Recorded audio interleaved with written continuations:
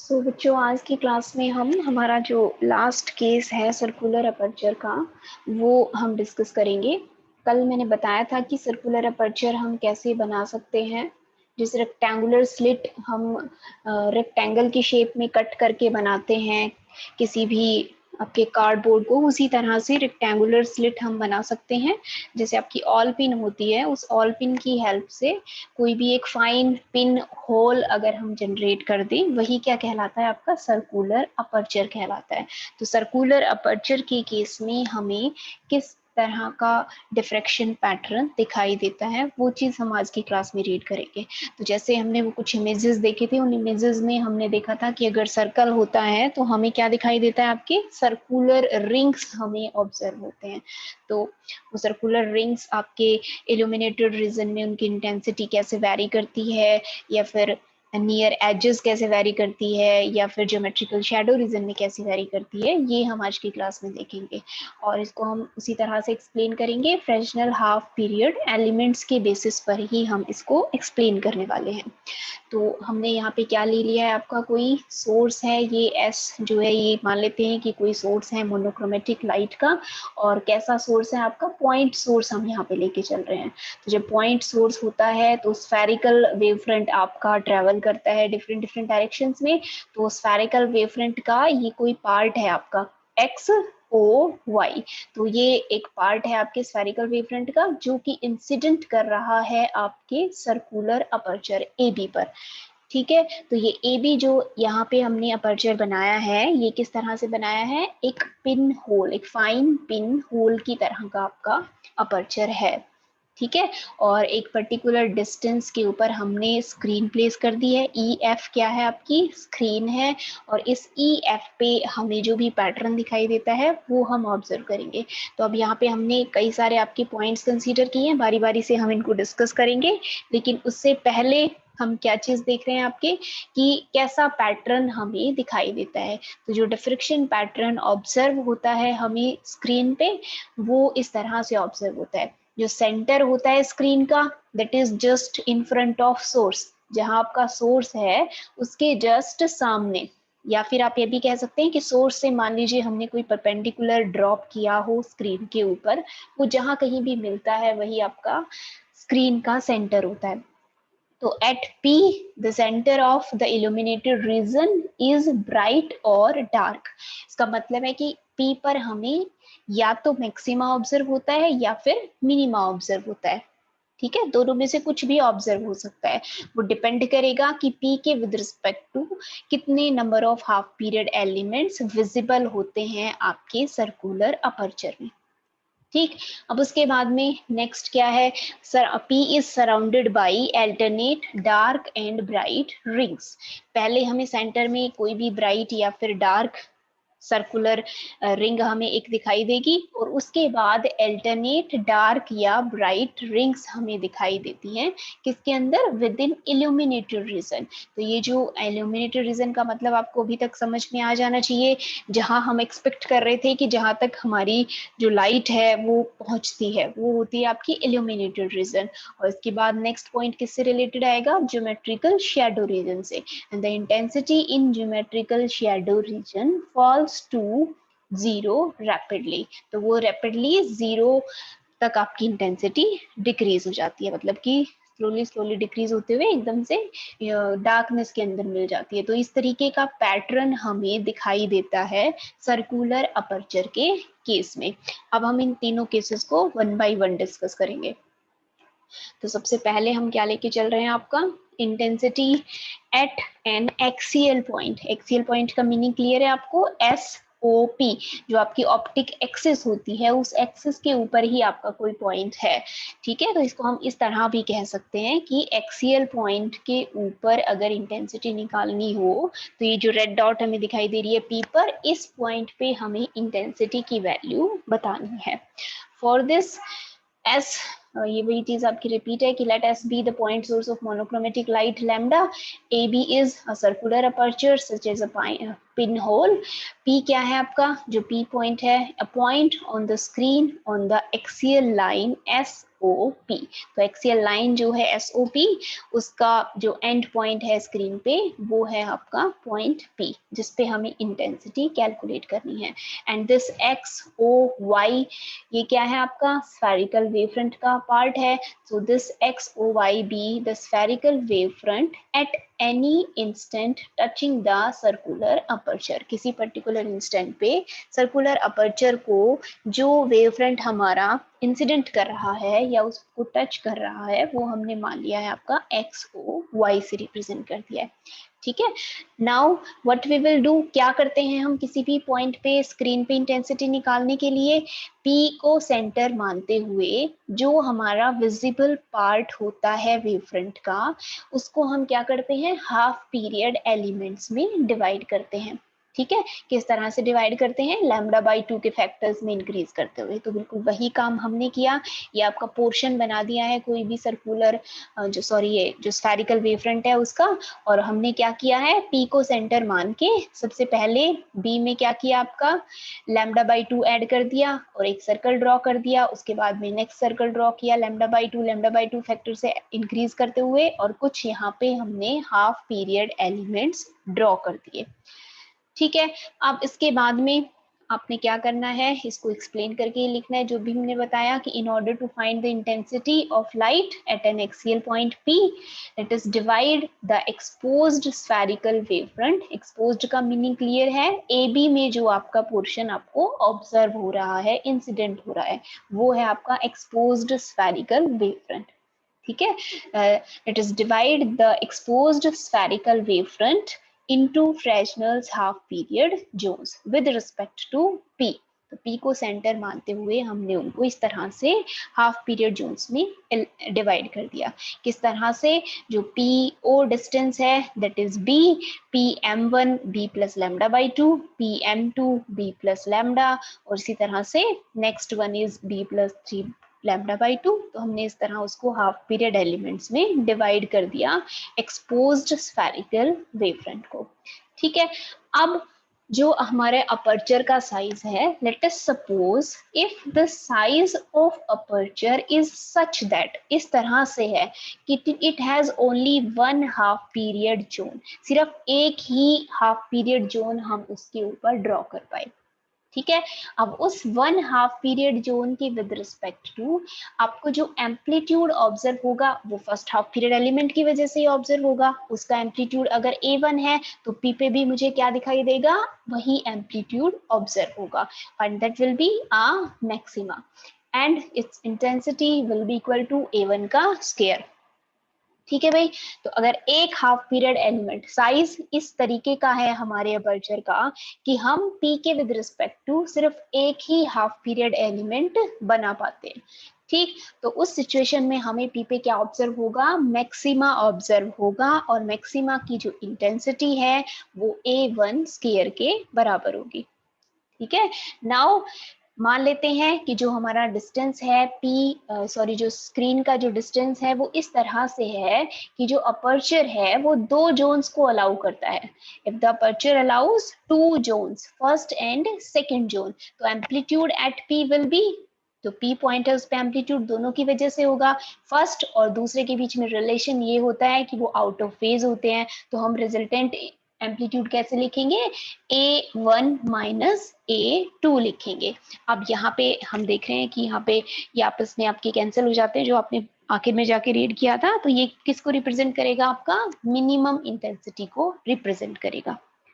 ठीक है, अब यहाँ आपने ये नहीं समझना कि ये आपस में पूरे पूरे एक दूसरे को कैंसिल कर देते हैं, ये पॉसिबिलिटी है कि वो कंप्लीटली एक दूसरे को जीरो ना करे, लेकिन हमें ये भी पता है कि डिफ्रेक्शन पैटर्न में जो मिनिमा हमें दिखता है उसकी इंटेंसिटी एग्जैक्टली जीरो के बराबर नहीं होती, बस मैक्सिमा से कम होती है।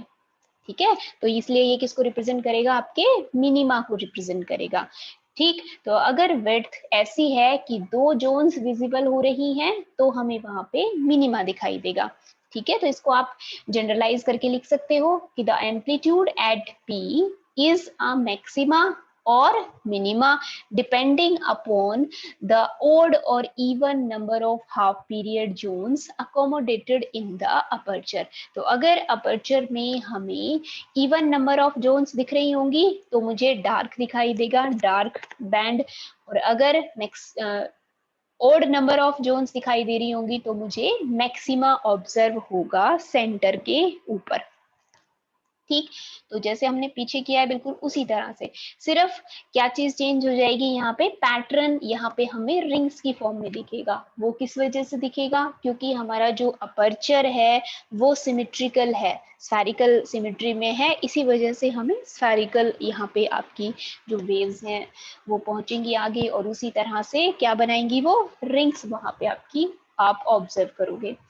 सो as P travels along the axis of aperture, जो हमने SOP बनाई थी, अगर हम SOP के along distance को increase या फिर decrease करें तो intensity की वैल्यू जो है, intensity will change alternatively as maxima और मिनिमा। जैसे हमने जोन प्लेट के केस में किया था कि हम P से डिस्टेंस उसका अगर डिक्रीज करते जाते थे तो number of half period elements increase होते जाते थे। अगर आप उससे ज्यादा डिस्टेंस पे लेके जाओगे, जिस जहाँ कहीं भी रखा हुआ है उससे दूर अगर लेके जाओगे तो डिक्रीज होते जाएंगे आपके हाफ पीरियड एलिमेंट स्क्रीन के सेंटर के विद रिस्पेक्ट टू।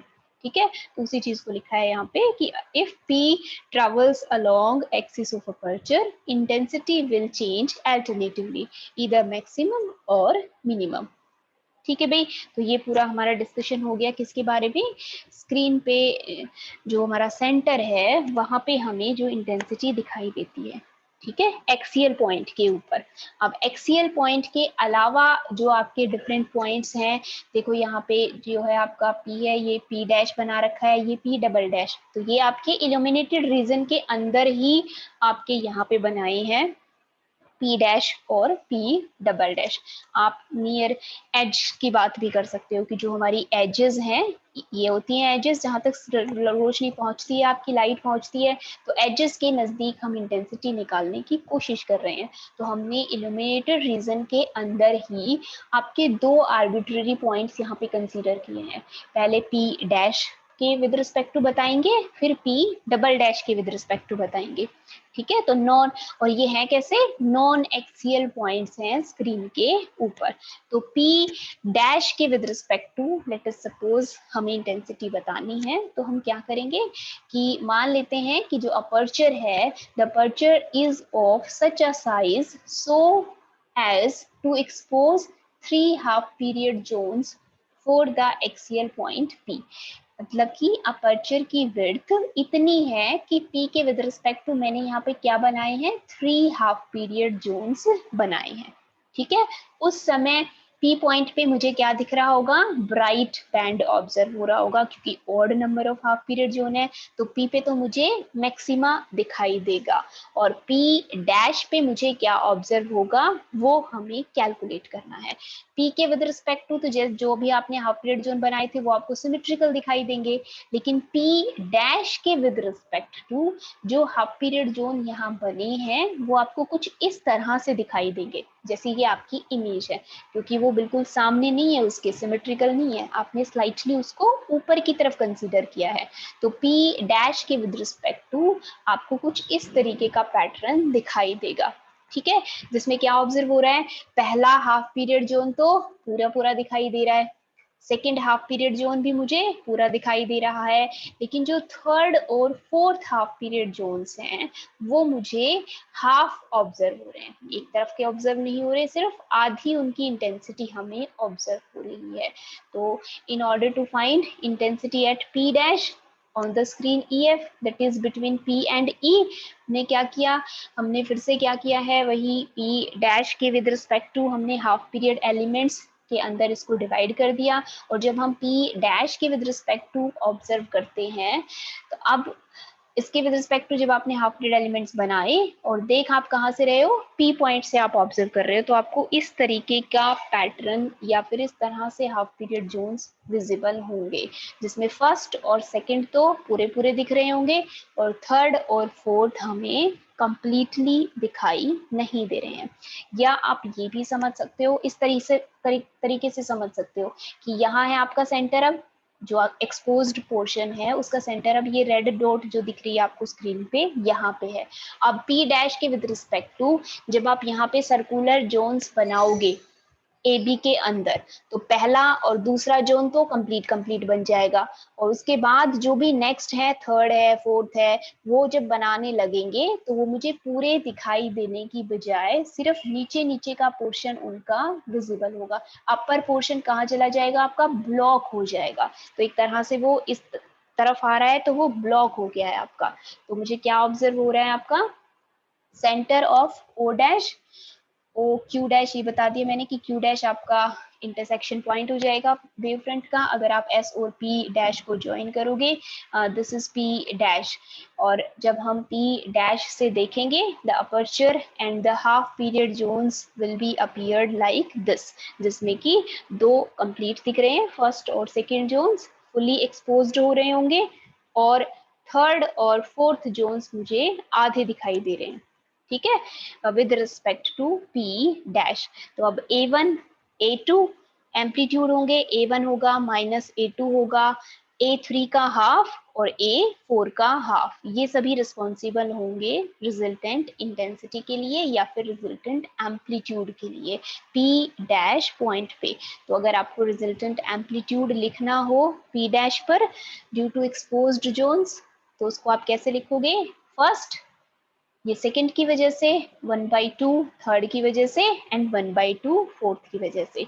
आप इनके साइंस अपने आप प्लेस कर देंगे, फर्स्ट पॉजिटिव, आगे नेगेटिव, फिर से अगला पॉजिटिव, उसके बाद अगला नेगेटिव। ठीक है, अब यहाँ पे आपकी एक से ज्यादा आपके आ रहे हैं एम्पलीट्यूड्स, तो अगेन फिर से कैसे करोगे, वैसे ही जैसे अर्थमेटिक प्रोग्रेशन की फॉर्म में आप उसको ओपन करते हो, बिल्कुल उसी तरह से आप इसे लिखोगे। A2 को डिवाइड करके लिख दोगे A1/2 प्लस A3/2। यहाँ से आपके पास आएगा A1/2 प्लस A1/2, तो एक A1/2 से A1/2 कैंसिल हो जाएगा, A3/2 से A3/2 कैंसिल हो जाएगा, और जो रिजल्टेंट एम्पलीट्यूड होगा वो आपका किसके बराबर आएगा, sorry this is A1 minus A4। ये मैं करेक्ट आपको करके उसके बाद PDF इसकी अपलोड करूंगी, ये गलती से यहाँ पे 3 मैंने लिख दिया है, दिस इज A1, यहाँ से आएगा ना 1/2 A1, तो 1/2 A1 माइनस जो लास्ट टर्म है आपकी 1/2 A4, इनकी वजह से आपका रिजल्टेंट एम्पलीट्यूड होगा P डैश पॉइंट पे। ठीक है, तो अब A1 था हमारा P पे, तो P डैश की जो इंटेंसिटी हम देखेंगे वो कुछ ना कुछ कम होगी, किसके विद रिस्पेक्ट टू, P के विद रिस्पेक्ट टू। तो इसका मतलब क्या हो गया कि P डैश पे मुझे क्या दिखाई दे रहा है, आपका मिनिमा ऑब्जर्व हो रहा है। ठीक है, अगेन जो नेक्स्ट आपका पॉइंट है P double dash, P double dash थोड़ा सा और दूर है कहाँ से, P से। ठीक है, उस पॉइंट के ऊपर अगर आपको इंटेंसिटी बतानी है तो लेट अस सपोज अगेन वही आप करोगे, P डबल डैश को ज्वाइन कर दोगे S से, Q डबल डैश जो है ये अब सेंटर होगा आपके एक्सपोज्ड पोर्शन का। अब क्या होगा आपका, जो आपको थर्ड और फोर्थ हाफ दिखाई दे रहे थे, फर्स्ट और सेकंड पूरे दिख रहे थे, लेकिन ये जो पॉइंट है P डबल डैश, इसके विद रिस्पेक्ट टू आप क्या देखोगे कि सिर्फ पहला हाफ पीरियड जोन तो मुझे पूरा दिखाई दे रहा है, सेकंड, थर्ड, फोर्थ जो भी आगे के हैं वो मुझे कैसे दिख रहे हैं, आपके कम दिखाई दे रहे हैं। तो सेकेंड, थर्ड, फोर्थ और फिफ्थ जो है हाफ पीरियड एलिमेंट्स, ये हाफ ऑब्जर्व हो रहे हैं, और जो सबसे पहला था वो पूरी तरह से ऑब्जर्व हो रहा है। तो A1, A2, A3, A4 और A5, इन सब की वजह से आपका रिजल्टेंट एम्पलीट्यूड होगा। सो intensity at P double dash जो कि स्क्रीन पे अगेन P और E के ही बीच में है। तो अपर्चर और हाफ पीरियड जोन्स जिस तरह से दिख रहे होंगे वो इस इमेज में आपको दिख रहा है, इस तरह से आपको ऑब्जर्व होंगे P डबल डैश पॉइंट पे। First zone is still fully exposed together with about half of the second, third, fourth and fifth zones. Resultant amplitude P double dash पे लिखना है तो वो हम किस तरह से लिखेंगे, फर्स्ट की वजह से कंप्लीट एम्पलीट्यूड, बाकी सब की वजह से 1/2 हम लिख देंगे एम्पलीट्यूड की वैल्यू। और जब इसे सॉल्व करते हैं तो ये अप्रोक्सीमेटली आपका A1 के बराबर आता है। ठीक है, तो जब इसको आप डिटेल में सॉल्व करते हैं, अभी आपने ए डैश के ऊपर निकाली थी एम्पलीट्यूड की वैल्यू, वो थोड़ी सी इससे कम थी, 1/2 A1 माइनस A4 थी। यहाँ पे उसकी जो वैल्यू आप ऑब्जर्व करोगे वो स्लाइटली ग्रेटर देन होगी जो कि आपको दिख रही थी P डैश पे। तो इसका मतलब क्या हो गया कि ये कि कौन सा पॉइंट है, ये एक मैक्सिमा का पॉइंट है। ठीक है, तो intensity at P double dash will be again maxima. ठीक है, इसी तरह से जब आप P से लेके E की तरफ, एजेस की तरफ जब आप ट्रैवल करोगे तो पीक से लेके आप जैसे जैसे डिस्टेंस इंक्रीज करते जाओगे पॉइंट का, as P moves away from the axis the intensity becomes alternatively minimum and maximum. तो अल्टरनेट ब्राइट और डार्क हमें रिंग्स यहाँ पे ऑब्जर्व होंगी। आप डिफ्रेक्शन बैंड्स भी कह सकते हो उसको इन द आप, या आप बिल्कुल शुरुआत में भी बता के आ सकते थे कि जो हमारा अपर्चर है वो सर्कुलर है, सॉरी सर्कुलर अपर्चर है, और सर्कुलर अपर्चर की वजह से सिमेट्रिकली वो सर्कल की तरह से प्रेजेंट है। तो हमें जो इमेजेस यहाँ पे बैंड्स जो दिखाई देंगे वो भी कैसे दिखेंगे, रिंग्स की फॉर्म में दिखेंगे, सर्कुलर ही ऑब्जर्व होंगे और रिंग्स की तरह से ऑब्जर्व होंगे। ठीक है, और डिपेंड करेगा कि कितने number of half period zones visible हैं उस पॉइंट के विद रिस्पेक्ट टू, और उसी के बेसिस पे आप बताओगे कि मैक्सिमा बनेगा या फिर मिनिमा बनेगा। और होगा उसी तरह से, अगर इवन दिख रहे हैं तो मिनिमा दिखेगा, ओड दिख रहे होंगे तो आपको मैक्सिमा दिखाई देगा। तो विद इन इल्यूमिनेटेड रीजन हमने ये सारे पॉइंट्स डिस्कस किए हैं। अब इतना ही इसको डिटेल में करना था, इसके आगे जो चीजें हैं वो आपको डिटेल में नहीं रीड करनी है। तो जो भी मैंने आपको बताया कि circular aperture is symmetrical about the axis, so these maxima and minima will form concentric bright and dark rings on the screen with common center at P. P आपका सेंट्रल पॉइंट होगा और उसके with respect to concentric rings आपको दिखाई देंगी। अगर आपका जो अपर्चर है वो बहुत लार्ज हो तो in case of a large circular aperture dark and bright rings will be visible only near the edges of the aperture. जैसे आपको स्ट्रेट एज के केस में या फिर वाइड जो आपका बीच का केस था ना रेक्टेंगुलर स्लिट का, जिसमें आपने वाइड अपर्चर का केस डिस्कस किया था, तो मुझे सिर्फ एजेस के पास ही ब्राइट और डार्क बैंड्स दिख रहे थे, बीच में क्या दिख रहा था, इल्यूमिनेंस दिखाई दे रहा था। तो अगर आप अपर्चर की जो विड्थ है वो इंक्रीज कर दोगे, नैरो से इंक्रीज कर दोगे, तो आपको सिर्फ एजेस ई और एफ के आसपास ही डार्क और ब्राइट रिंग्स दिखेंगी, बीच में आपको क्या दिखेगी, यूनिफॉर्म इल्यूमिनेंस दिखाई देगी। सेंटर पे ब्राइटनेस और कॉर्नर्स के अराउंड, एजेस का मतलब है कॉर्नर्स जो हैं अपर्चर के, उसके अराउंड ही आपका डिफ्रेक्शन पैटर्न फॉर्म होगा, डार्क और ब्राइट रिंग्स फॉर्म होगी। और ज्योमेट्रिकल शैडो रीजन में क्या होगा, intensity falls off continuously until darkness is reached at a short distance from the boundary. बहुत ज्यादा दूर तक नहीं, सिर्फ थोड़े से डिस्टेंस तक ही इंटेंसिटी कंटिन्यूअसली डिक्रीज होती हुई जाएगी, और आपकी जो भी रिंग्स हैं थोड़ी देर बाद वो रिंग्स आपको थोड़ी डिस्टेंस के बाद वो दिखनी बंद हो जाएंगी। ठीक है, तो इस तरीके का पैटर्न हमें दिखाई देता है किसके केस में, सर्कुलर अपर्चर के केस में। तो this is all about diffraction at circular aperture. I think it is clear to you, क्योंकि बिल्कुल उसी तरह से था, सिर्फ जो आपकी ज्योमेट्रिकल सिमेट्री है उसकी वजह से ही थोड़ा सा डिफरेंस आपने ऑब्जर्व किया। बाकी की चीजें बिल्कुल उसी तरह से हैं। Even number of half period zone visible हैं या फिर odd number of half period zones visible हैं स्क्रीन पे किसी भी पॉइंट के विद रिस्पेक्ट टू। उसी के बेसिस पे हमें या तो मैक्सिमा दिखता है या फिर मिनिमा दिखाई देता है।